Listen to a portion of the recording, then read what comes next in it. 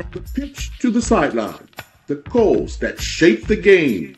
Welcome to Excellence in Action, the referee show here on islandstats.com, where we dabble in the world of officiating, dissect the decisions, and celebrate the men and women in the middle.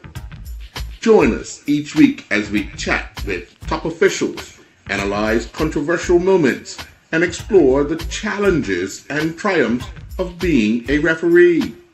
Get inside perspective on the rules, the pressure, and the split-second judgments that can make or break a match. It's more than just whistles and flags, it's excellence in action. Now let's get to the show.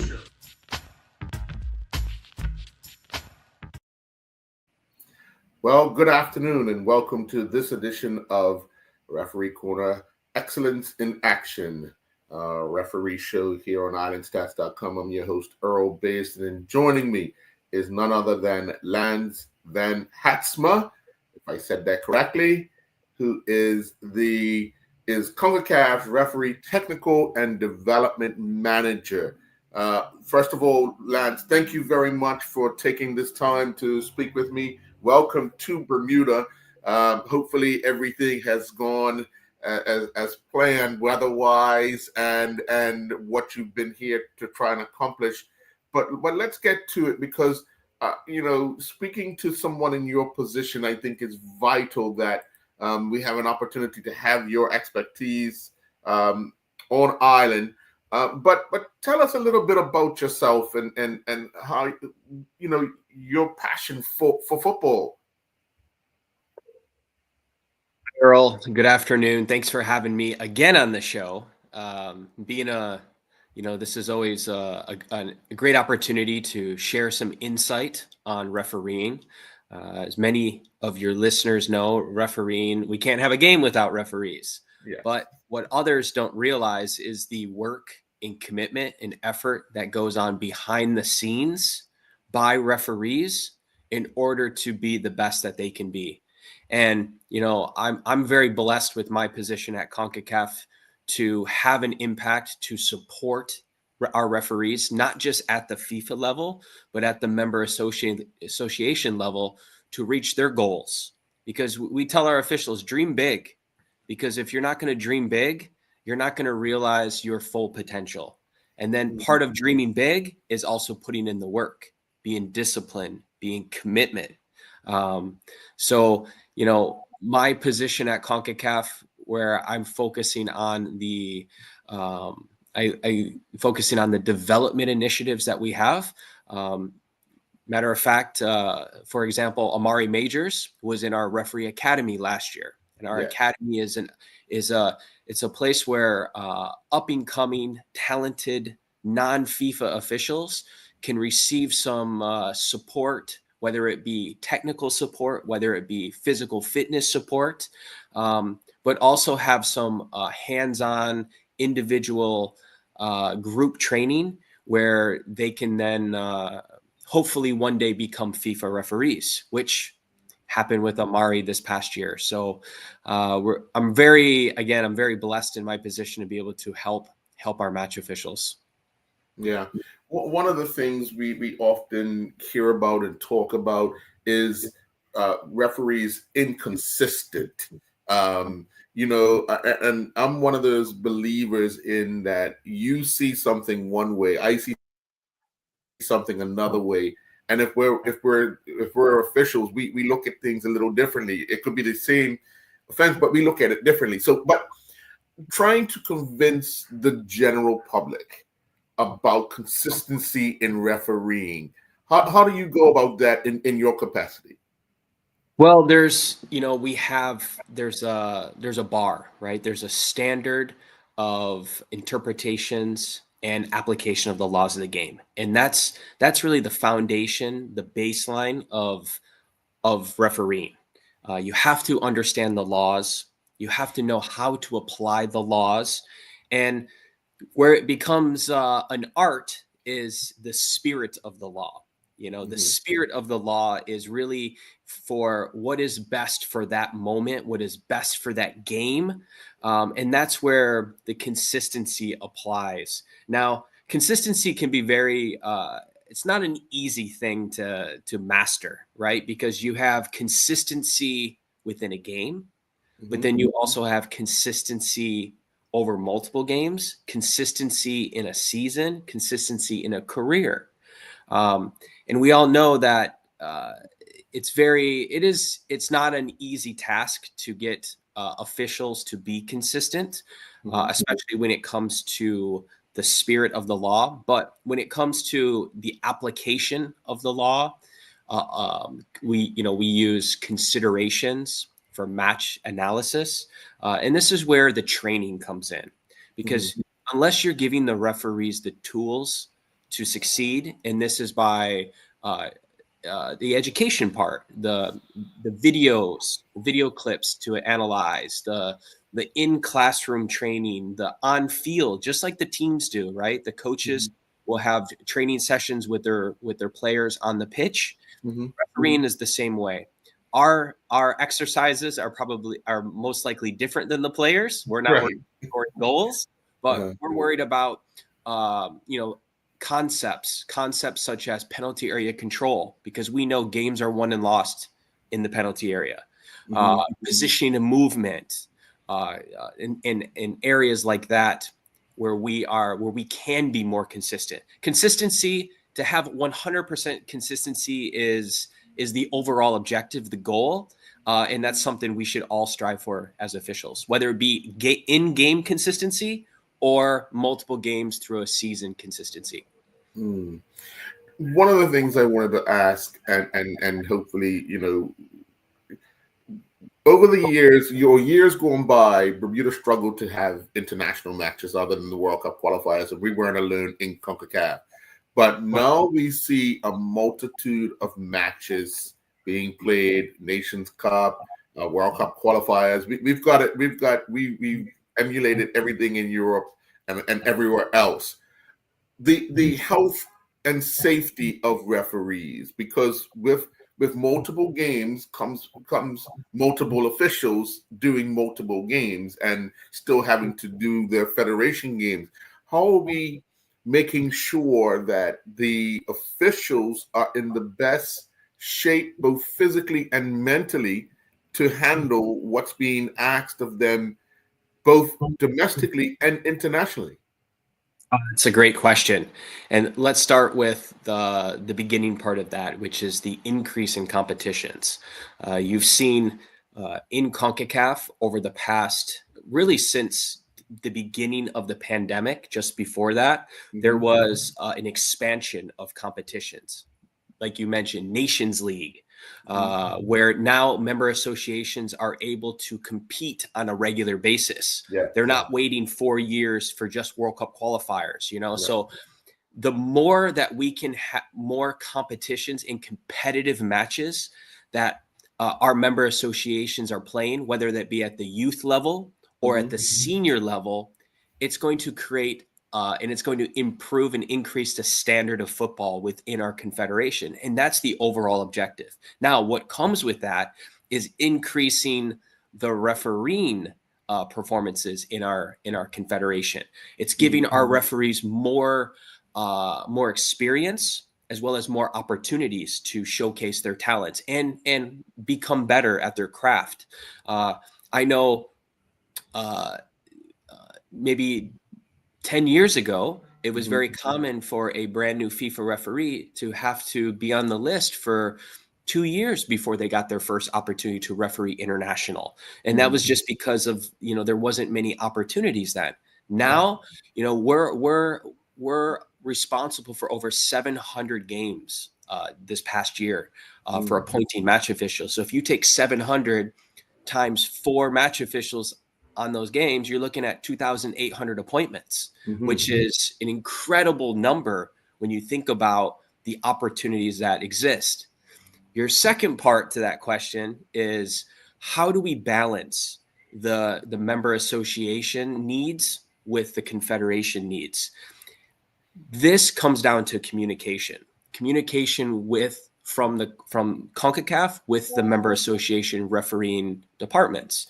I can use Bermuda as an example, that I am in close contact with Cranston Williams on not only the physical condition of the international referees in the members in Bermuda, but also the technical condition. How are they performing domestically?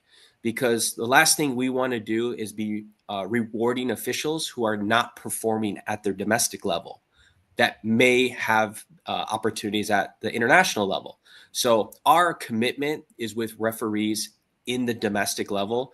And we also provide opportunities for seminars and courses. Speaking of Bermuda as directly, is we provided opportunities for 2 seminars this past year where CONCACAF supported by sending in technical instructors to not only provide more support for refereeing in Bermuda, but also to look for identifying new talent, because we're always looking for new talent and to increase our pool at the international level. So it comes down to communication and teamwork, because ultimately we want what's best for the referee, both their wellness, health and wellness, but also for their mental state as well.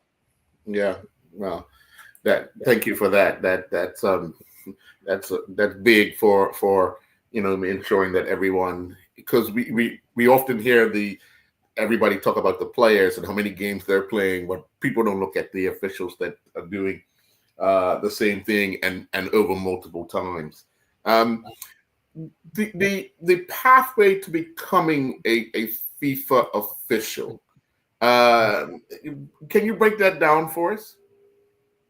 Yes. So the pathway to become a FIFA official is, one, starting your journey by getting certified, signing up to be a referee in your member association.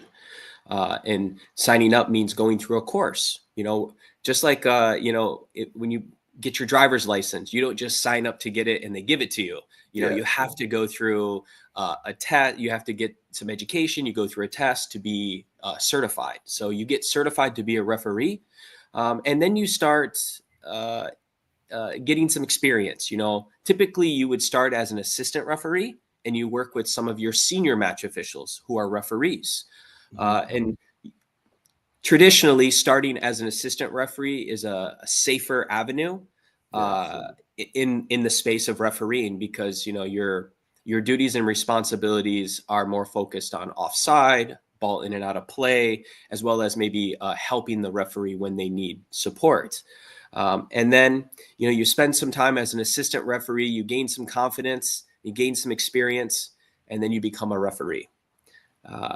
Being a referee is not for everyone, because there's a lot of stress. There's a lot, decisions that are on your shoulders. There's a lot of pressure from the teams and the players. But once you can handle that stress and pressure, and you're confident in your decisions and your ability to make these decisions in a consistent manner, as we spoke about earlier, this takes a couple years. It's not something that you can just go out and do 1 or 2 games and be good. Just like a player, you're not expecting a player to be a world-class player after 1 or 2 years, or 1 or 2 games. It takes time. It takes years. There are minimum requirements set by FIFA to become a referee, and that's working at your professional, your top division in your country for a minimum of 2 years. So there are steps that need to be taken before you can even get to your top division in, for example, in the Premier League. But once you're in the Premier League and you do well, you perform well, then you start to get recommended by your member association to attend international events such as CFU, whether it be their next generation refereeing course or their under 14 challenge series. And then doing well at those events catches the eye, and also your name gets put forward for CONCACAF opportunities, which is Referee Academy, as an example. And then you become a FIFA referee. And hopefully in CONCACAF, we have just over 400 FIFA referees. And that's referees, assistant referees, beach soccer, futsal. It encompasses the entire group. So when you think about, it's a very exclusive group to make it to that level. But the journey doesn't stop at that level, because, you know, our goals are to help all of our referees reach their fullest potential, whether that is working qualifiers, working championship level matches, working Gold Cup, or working at the FIFA World Cup. And everybody's got their own unique path and their unique journey. But it's our objective to help them reach their fullest potential. Yeah. So let me ask you, what got you? Were you a player first and then became an official, or you just jumped into being official? I was a player first. I was a goalkeeper. I was the slowest. Well, I was the slowest kid on the team, but I was also the craziest, because you have to be a little crazy to be a goalkeeper, right? Yes, To be able yes. to do that. But Uh-huh. I was a player. I grew up in Michigan, Grand Rapids, Michigan. I played. This was back in the early '90s, where I played, you know, travel soccer before it was a big deal in the United States, Yes. where we would have to travel for just 2 hours to play our local league games. But I played, and then you know, and I played because my friends played. You know, Right. it was something for me to do with my friends, and then I took it more and more serious and advanced, and I played in college for a small school called College of Worcester in Ohio. Played there for a couple years before I transferred out. And after I left playing, I said, you know, I still want to be involved in the game. How can I be involved in the game? I could be a coach, but then with coaches, I started the coaching route, but I was still on the outside of the game looking in. I wanted to be in the game. So the best way for me to be in the game was refereeing. And I looked back and I remembered the referees I had in high school, in college, in youth soccer. And I said, man, anybody can do this. I can do this. So I signed up for my class. It was 18-hour class at that time. It was 3 Friday, Saturday, Sunday. You got your license, and then you're on your way. And then I remember my first ever game. I was a high school referee in Kalamazoo, Michigan. And I had the flag in my hand. The ball goes out of play right in front of me. And I was like, oh, that's easy. It's this way. Throw it. The whole crowd started booing. Whole crowd. You know, and it felt like there was 5,000 people, but there might have been 50 people. All right. And they started booing. And I was like, oh, okay. Then I put my flag the other way, and everybody started clapping. And I'll never forget this, because the referee at halftime said, hey, how come you pointed one way, but then you stopped and you pointed the other way? And I said, well, you know, the crowd was booing me, and I guess I didn't see it correctly. And he's like, you have to go with trust your gut. Don't be influenced by others. And guess what? You're learning that this job's a lot harder than you thought it was. And it was at that moment I fell in love with it. I fell in love with it. I was a second division referee, national referee in U.S. soccer for a handful of years before I became a FIFA futsal referee.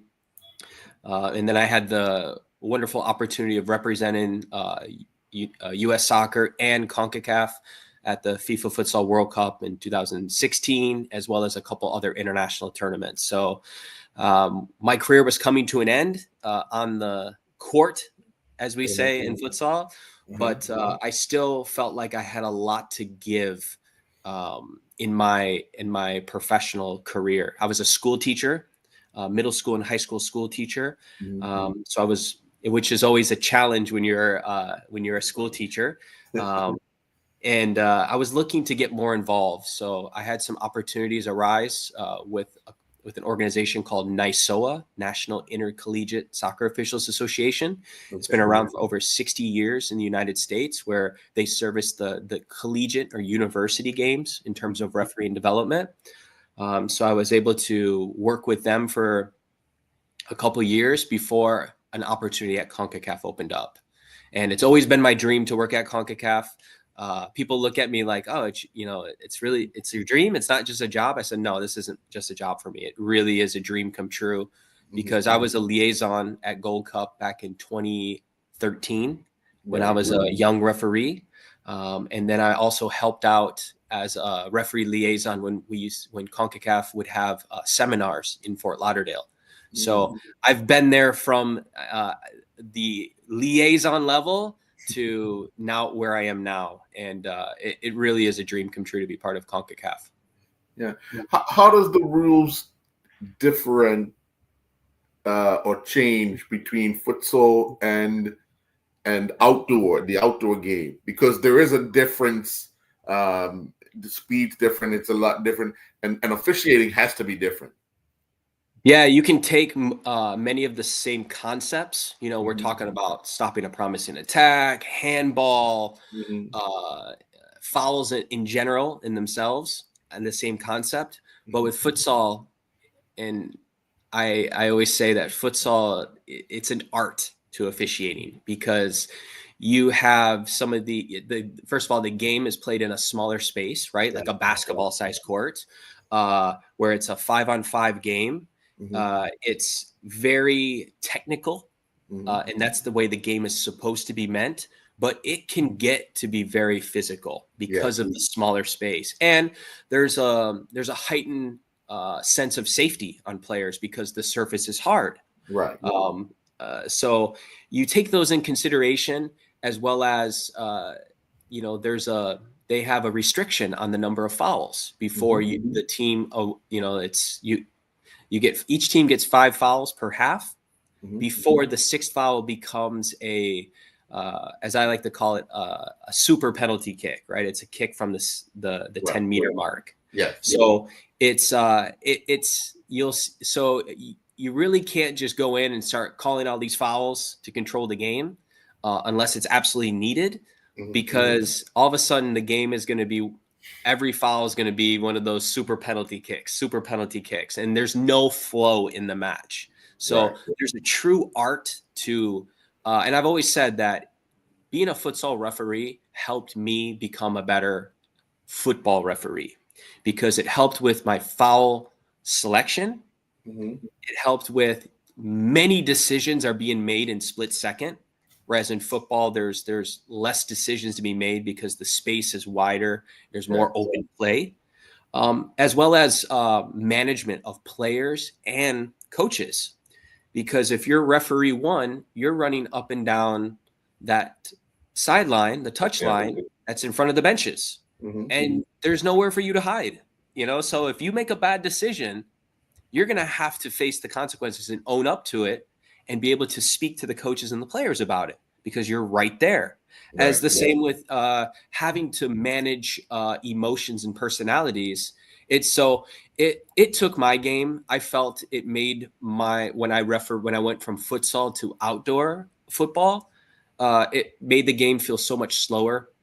It took my management skills to a whole nother level. Mhm. Uh, and I always recommend to anybody, if you have the opportunity to be a futsal referee, be one, because it's going to make you a better outdoor referee. Sure. Sure. On the local front, we can just talk about this. Give us your opinion on the development of the officials, the young officials that you've seen in Bermuda, the program itself. What's your opinion of it? But just first of all, let me take this time to thank the BFA, as well as head of refereeing Cranston Williams, for their commitment and investment in refereeing. It's to feel like when I came here, and even before I came here to experience, I knew a lot of the programs that were going on in Bermuda, and a lot of it has to do with the visibility that BFA has to promote refereeing and promote the development of refereeing. So, having that support from the top makes a big difference in terms of the effectiveness of refereeing development. Taking Amari for an example, and Amari, he's the first FIFA referee in I believe it's 20 years in 20 Bermuda. years. Yes. Yes. So, and then you had Clinton Hayward, Mhm. who was assistant referee too on the Caribbean Cup final last year.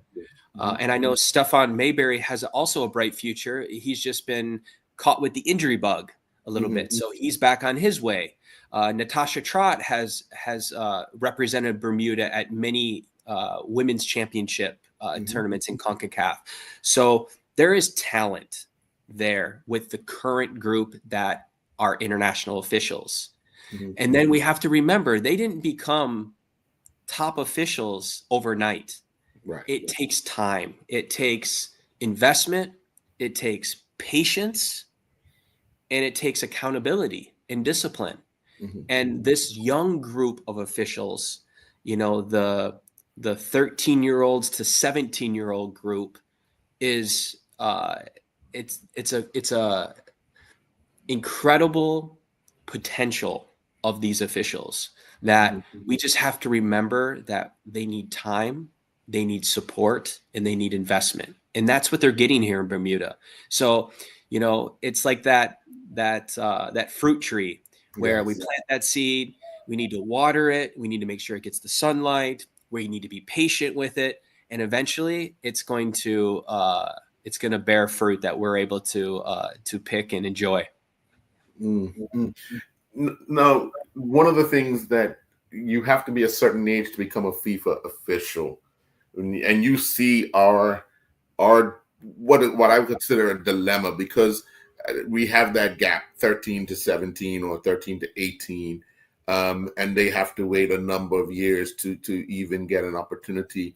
But for the CONCACAF level, do you see any adjustments where younger officials can get that opportunity to do sort of youth tournaments of sorts? 100%, and it happens already. We're looking for talent, so that talent, obviously, the restriction with FIFA, the age requirement that they have, which as a referee is 25, and I believe as an assistant referee it's 23. But that requirement does not apply to CONCACAF. So we are looking for talent. We have development opportunities in terms of programs, tournaments, our under 15 championship as an example. I mentioned earlier about the CFU under 14 Challenge Cup as another opportunity for officials, as well as the next gen course. And that's that next step of getting people in a professional level setting to prepare them for officiating in the region as well as throughout CONCACAF. We've had it before where we've had officials, for example, we've had some referees in our academy that, for example, this year, Charlize Hood from Trinidad, she is not at the age of minimum age to become a FIFA referee yet, but she's somebody with great talent and potential that we are trying to get in our system and be able to work with and be able to prepare her. So when she is able when she meets the minimum requirements to become a FIFA referee, she's already starting with a higher base, right? She's got more preparation. So we're very fortunate in CONCACAF because of all these opportunities that we're able to use officials that have the quality and the potential and the necessary performance level, regardless of age. Now, for example, we're not going to use a 10-year-old referee or 11-year-old referee. Right. So there has to be a level of maturity as well as professionalism. However, the younger officials is where we start to work with in the member association level, because we want to keep these officials, because these officials are engaged now, but we also know as they get older in high school, 17, 18, or go away to college, the likelihood of losing those officials becomes higher unless they're committed and engaged in programs. Yeah. Well, Lance, I want to thank you very much, because you've enlightened me on several things that are always good to hear from those in positions that have been through some of these circumstances. And we want to encourage these young people to stay involved in officiating. And as you said, the support that they're getting from the association and from the chairman of referees and from people like yourself as well is encouraging, not only for the player and not only for the official, but also the family, the parents, because they see that their young people are taking responsibility. And as an official, whether be running the line or being in the middle, it's a big responsibility, and them doing it at a young age is something to be commended for, because we don't often see young people taking up the mantle of being responsible for such a match, or just anything in general. We're quick to cry them down for things that they don't do right, but I think, we need to support when they are doing something remarkable, such as taking on the responsibility of managing a football game, which actually builds that character for them. Absolutely, Earl. And one thing to think about with these younger officials that have a lot of potential and love for the game, being a referee teaches you, as you mentioned, teaches you leadership skills. It teaches you life skills, teaches you people skills. So, not only are you out there as a referee, but you're out there as a person first. Mm-hmm. And one day, our hope is for these referees to represent the BFA at an international competition, as well as represent CONCACAF at international competitions. So there should be a lot of pride and support for match officials, young, old, or new, based on that. So, without referees, there's no game. But right. At the end of the day, is the referees are people first. We make mistakes just like the players do. Mm-hmm. And as long as you can put that in perspective and know that referees are out there doing the best that they can do, Mm-hmm. I think that will put everything in perspective. All right. Well, thank you very much, Lance. Enjoy the rest of your time here in Bermuda, and hopefully you get to see what you're looking for, that talent, and hopefully the talent gets everything that's warranted to them, as far as getting that opportunity, that next opportunity, or even the encouragement to stay the course, to have that opportunity to be given to them. So I want to thank you very much for your time in Bermuda, and look forward to seeing you coming back and seeing more growth in the program itself. Yes, thank you, Earl. I appreciate it. And anytime I'm willing to come on and give some updates, Sure. as well as answer some of those tough questions that you have. And it's, keep doing this great thing by providing visibility to officials. That's a big part in helping spread the awareness, not just on becoming an official, but the job that goes on and the work that goes on behind the scenes. So thank you for everything you do, and thank you for the BFA. Not a problem at all. Thank you very much. Folks, we'll be back next week with another edition of Referee Corner. Excellence in action, right here on islandstats.com. Enjoy the rest of your day, Lance. Thanks, Earl. You too.